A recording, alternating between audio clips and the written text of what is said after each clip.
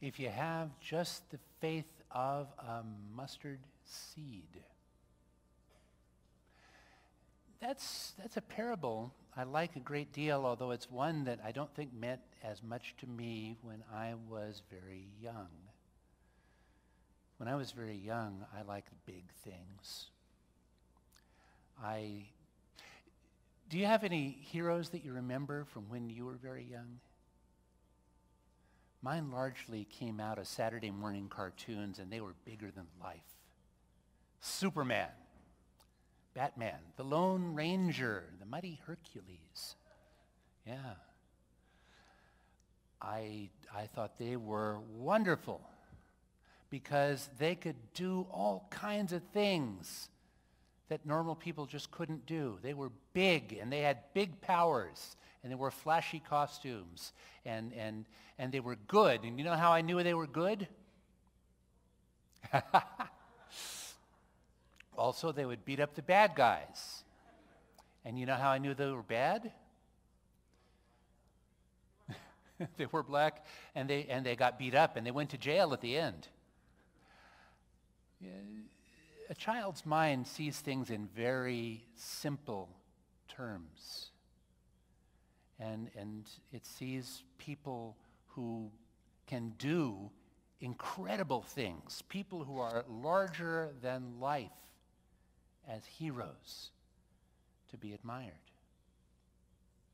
My parents were heroes too, not in the same way. I mean, I don't remember them ever wearing costumes like that or beating up anybody. But they were so much bigger than I was. And they were so strong, and they could do almost anything, and they knew everything. Any question I had, it seemed like, they could answer. And they had this amazing superpower that grown-ups had that kids didn't. It was called money. And they could go to the store, and like magic, they could come home with groceries or clothes or toys. And I thought that was amazing. If I had powers like they had, or if I had powers like Superman or Spider-Man, that would be so great. They told me, though, and I don't think I fully appreciated it at the time, but I certainly thought about it and stored it away. They told me that it wasn't powers that made the hero, that the only way a powerful person became a hero was by doing good. And doing good was a lot more than just beating up the bad guys and putting them in jail at the end of each episode. Being good was helping. Being good was protecting. Being good was being kind. Being good was making the world better for everyone. I thought about that. And as I grew older, a couple of things happened. One was I discovered, and it was a difficult discovery, that my parents had their limits. My dad was pretty tall. He was about 6 feet. But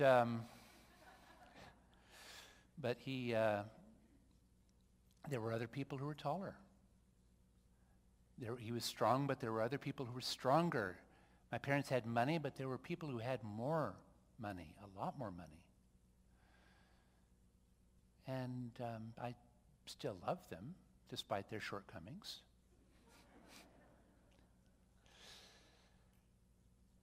But I started thinking about heroes in a little different way. I started thinking that maybe the goodness was more important and the powers not as important. And I started thinking that maybe it's intelligence, maybe it's wisdom that really can make someone a hero. Knowing what the right thing to do was all the time, having the answers to the questions all the time. being able to say just the right thing, to change people's minds, to open their eyes, to reconcile and bring peace. During this point in my life, my fictional heroes became a little more complex. I still loved Superman and the Lone Ranger. I mean, I'm always going to love Superman and the Lone Ranger. There's Superman and the Lone Ranger, for goodness sake. How can you not? But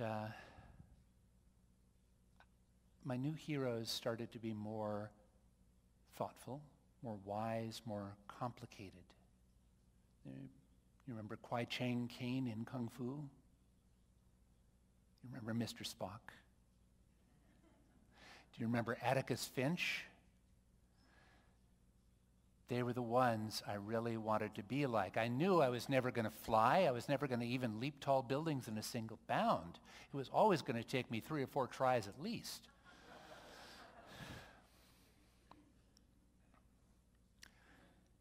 But I could be wise. I could be smart. I could learn to always say the right thing. Now, that was the period when I really I'd been raised going to church. I'd been raised with stories of Jesus, but it was during this time I really kind of fell in love with Jesus, because he had it all. He had the power to walk on water or feed a multitude with just a few leftovers. And more than that, he always knew the right thing to say. He always said something that was wise and compassionate and that really turned people around.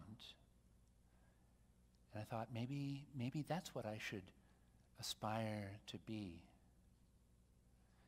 And I still certainly respected my parents. I mean, they tried despite their limits. But I found more and more that as I asked them questions, they would say, I don't know. I don't know. And that made me think, well, I'm going to know. I'm going to study so much. I'm going to be so smart and so wise that I will have the answer to everyone's question on my lips at all times. Just ask me, and I'll solve your problems for you with my great wisdom. See, the mustard seed parable is fine for people with ordinary faith, but I was going to have so much faith I wouldn't even need to worry about that. I was going to have the big faith, the important faith.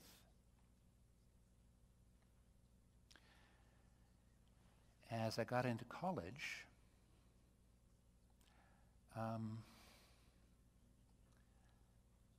I discovered that more and more of the people I was admiring had flaws. I admired real life people who were thoughtful and wise. Abraham Lincoln, who did great things. Martin Luther King, who did amazing things through his faith and leadership and his wisdom. Mahatma Gandhi. Dietrich Bonhoeffer, who, how many of you know Bonhoeffer? Quite a few. For those who don't, he was a seminary student in the 1930s. He was taking classes for his graduate degree in the 30s at Union Theological Seminary in New York when Hitler came to power in Germany. And he decided the thing to do was to drop out of his classes and go back home, because there needed to be people in the German church who were speaking out against what was going on. He could have been safe, but he chose danger because that was what God called him to do. And I thought, wow, that takes an exceptional person. I want to be like that. Not that I really want that kind of danger, but I want to know that I'm have the kind of faith that would respond if there was that kind of danger. And I was a little uncomfortable with the things I read, that Lincoln was often depressed. Martin Luther King had serious doubts. Gandhi struggled with himself. Bonhoeffer, in his letters and papers from prison, expressed despair. I thought, boy, well, would I do that in their place? Would my faith falter? I thought my faith was so big. And then I saw something that that made me think that I kind of had it wrong. I saw people, some friends of mine, whose church experience made them kind of arrogant. Made them think that they always had all the answers, even when they didn't. I have a friend who I met years later who initially went to seminary at a school where he was taught, as a pastor, you do not make mistakes. Because as a pastor, you are the physical representation of God. You are the representative of Jesus Christ. And so if people see you make a mistake, they don't just lose confidence in you, they lose faith in God. So don't admit your mistakes. Don't ever say, I don't know. If someone asks you a question and you don't know the answer, fake it. Fall back on scriptures and doctrines and things like that and say, this is the absolute truth, and I have no doubt about that. And if you say any different, well, you're probably a heretic.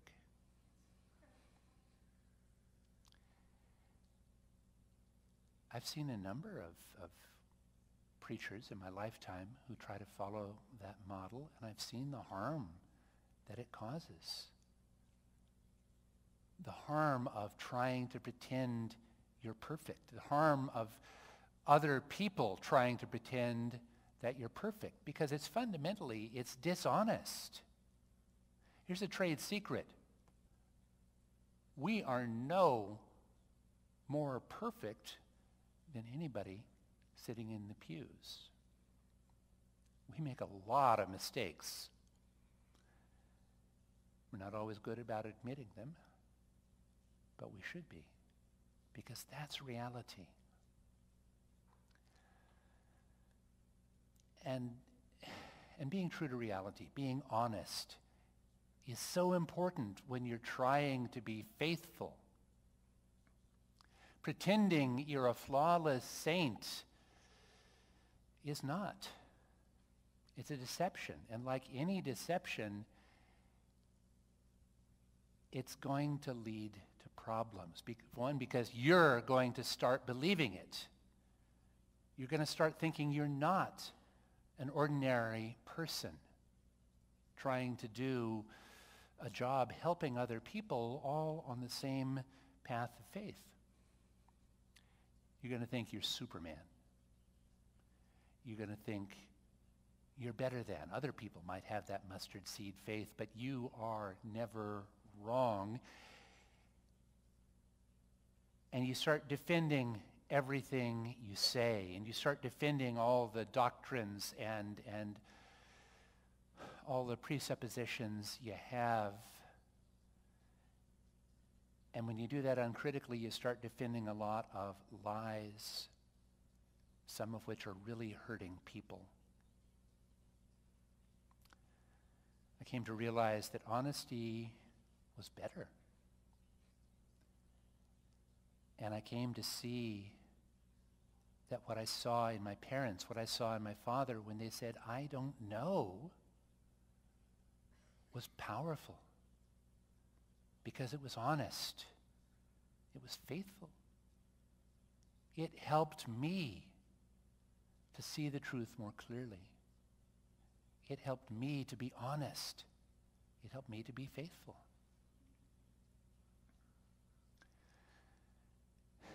It was little things like that that really helped me. On this Father's Day, I've been thinking about my father and about the kind of person he was and still is. A person who struggles with questions because he wants to get it right, because he wants to have the wise and the moral and the true answer, and he's not going to just pick an answer and claim that it's the best. He's going to keep struggling. He couldn't answer all my questions, but he would help me investigate my questions. He would teach me how to think things through and talk things through, and that was amazingly helpful. He wouldn't fix my problems. He couldn't fix a lot of my problems, but he would be there to help and support me. And I gained so much more than if he just had waved his hands and made my problems go away. Because our relationship became deeper and stronger, and I became wiser and truer. The things he did were so little, so ordinary, that they seemed unimportant. It's like he had a little packet of mustard seeds that he would hand out to me in difficult times. And sometimes that didn't seem like any help at all, because mustard seeds are really, really little. But when you plant them, they can grow into something beautiful and strong. As I've gotten older, my parents have risen higher and higher in my pantheon of heroes. Not because they had special abilities, but because they are good people who do the best they can with ordinary abilities. And that helps me to be the best I can with my ordinary abilities. Mustard seed faith is not just for the little people. It's not just for the ordinary people. And what the people we tend to think of as powerful and influential and important, what they have is not better than what we have. Because with all that power and importance and money and influence, they can be blind to the importance of those little mustard seed ordinary actions of love and truth and respect and decency and faith.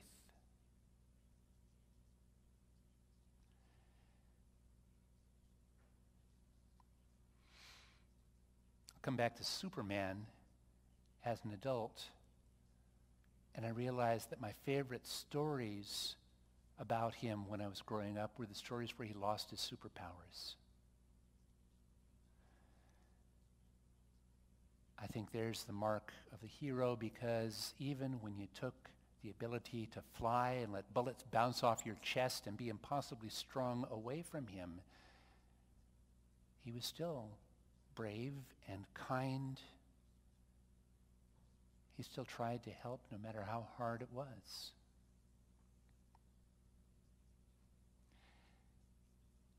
And that's more of what makes someone a hero than strength or flying or money or any of that stuff. We take what we have. We use it to do the very best we can. And we trust in God when we plant that mustard seed, that God will cause it to grow into something amazing. There are maybe two kinds of faith in the world, and it's not people who've got big heroic faith and people who've got little ordinary faith, because everyone has little mustard seed faith. The difference is, what do you do with those mustard seeds? Some people just hold them in their hand and wish they had more or something bigger, but other people take them and plant them. I hope that you take them and plant them.